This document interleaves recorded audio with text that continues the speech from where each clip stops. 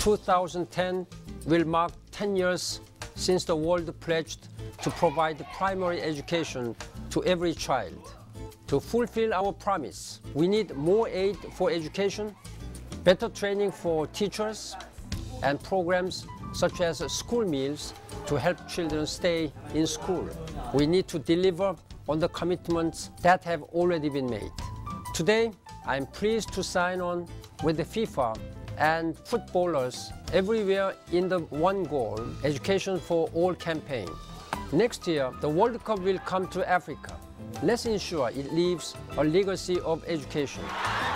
I call on world leaders and people everywhere to join me in signing the One Goal campaign. With your support, the most important goals scored at the 2010 World Cup will be the Millennium Development Goals. Thank you.